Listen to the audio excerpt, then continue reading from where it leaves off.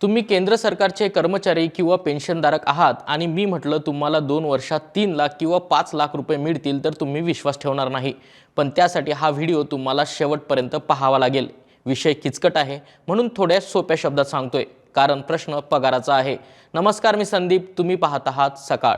केंद्र सरकारच्या 50 लाखाहून अधिक कर्मचाऱ्यांच्या आणि अंदाजे 69 लाख पेन्शनधारकांच्या मनात सध्या सर्वात मोठा प्रश्न हा आहे की 8वा वेतन आयोग कधी लागू होईल, पगार किती वाढेल। 7व्या वेतन आयोगाची मुदत जशी जशी जवळ येत आहे तसे तसे 8व्या वेतन आयोगाबाबत चर्चा तीव्र होत आहे आणि थकबाकी आणि पगार पेन्शन वाढीबाबत कर्मचाऱ्यांना मोठा प्रश्न पडला आहे। 7व्या वेतन आयोगाची मुदत 31 डिसेंबर 2025 रोजी संपत आहे, त्यामुळे भविष्यात वेतन आणि पेन्शन वाढीमध्ये कोणताही अडथळा येऊ नये यासाठी सरकारने आधीच 8व्या केंद्रीय वेतन आयोगाची स्थापना केली होती। आता सर्वांचे लक्ष नवीन वेतन श्रेणीत कधी लागू होईल याकडे आहे। पहिल्यांदा 8व्या वेतन आयोगात नवीन काय अपडेट आहेत हे समजून घेऊया। 8व्या केंद्रीय वेतन आयोगाच्या अध्यक्षा निवृत्त न्यायमूर्ती रंजना देसाई आहेत। आयोगाला वेतन रचना आणि भत्ते निवृत्ती वेतनाबाबत शिफारसी करणे आवश्यक आहेत। सरकारने आयोगाला अहवाल सादर करण्यासाठी अंदाजे 18 महिने दिले आहेत। संदर्भ अटी ऑक्टोबर 2025 मध्ये जारी करण्यात आल्या होत्या आणि एप्रिल 2027 पर्यंत अहवाल अपेक्षित आहे। 8वा वेतन आयोग कधी लागू केला जाऊ शकतो हे देखील पाहूया। अहवाल सादर केल्यानंतर सरकारला साधारणपणे 3 ते 6 महिने लागतात, त्यामुळे असे मानले जाते की 8वा वेतन आयोग जानेवारी 2026 ऐवजी 2027 च्या अखेरीस किंवा 2028 च्या सुरुवातीला लागू केला जाऊ शकतो। अर्थ राज्यमंत्री पंकज चौधरी यांनी देखील असे स्पष्ट केले आहे।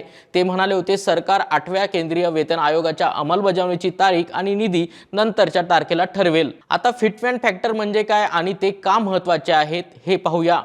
फिटमेंट फॅक्टर म्हणजे नवीन पगार निश्चित करण्यासाठी सध्याच्या मूळ पगाराच्या ज्या संख्येने वाढवला जातो तो क्रमांक। पगार आणि पेन्शन वाढीमध्ये हा सर्वात महत्त्वाचा घटक मानला जातो।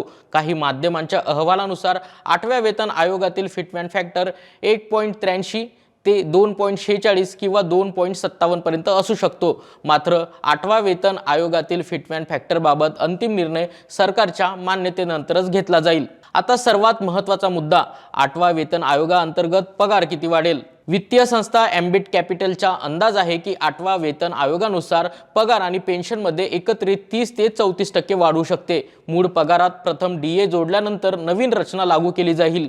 काही अहवालांमध्ये तर 54% पगारवाढ सुचवली आहे, परंतु इतकी लक्षणीय वाढ अशक्य मानली जाते। फिटमेंट फॅक्टरनुसार पगारवाढ समजून घेऊया।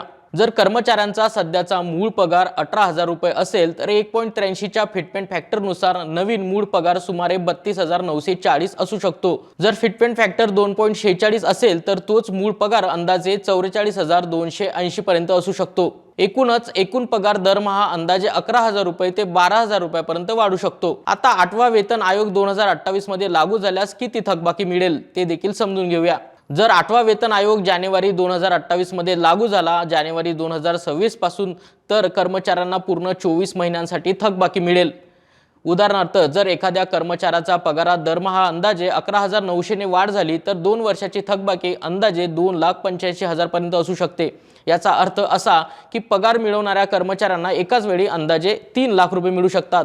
उच्च पदांवर असलेल्या कर्मचाऱ्यांसाठी थकबाकी खूप जास्त असेल। शेवटचा मुद्दा, केवळ पगारावरच नव्हे तर इतर बाबींवरही निर्णय घेतले जातील। ते कसे तर तेही सांगतो। 8व्या वेतन आयोग केवळ मूळ पगारावरच नव्हे तर घरभाडे भत्ता, वाहतूक भत्ता, पेन्शन, डीआर, ग्रॅच्युटी आणि निवृत्ती यासारख्या मुद्द्यांवर देखील शिफारसी करेल। तसेच पगार समानता आणि प्रोत्साहन यासारख्या बाबींवरही विचार केला जाईल। केंद्रीय कर्मचाऱ्यांना आता फिटमेंट फॅक्टरच्या अंमलबजावणीची तारीख, पगार आणि थकबाकीसाठी बजेटमध्ये ठरवलेली रक्कम आणि नवीन रचनेत डीए कसा एकत्रित केला जाईल यावर लक्ष ठेवावे लागेल। 8वा वेतन आयोग लागू होईपर्यंत डीए आणि डीआरए विद्यमान नियमानुसार दिले जात राहतील। तरी 8वा वेतन आयोग लागू झाल्यानंतर तुमचं गणित काय असेल आणि काय सांगतो तुमचा अंदाज आम्हाला कमेंट बॉक्समध्ये नक्की सांगा। महाराष्ट्रातील सर्व बातम्यांचे विश्वासार्ह व्यासपीठ, सकाळच्या सर्व सोशल मीडिया प्लॅटफॉर्मला लाईक, फॉलो आणि सबस्क्राईब करा। तसंच सर्व नोटिफिकेशनसाठी बेल आयकॉन प्रेस करायला विसरू नका।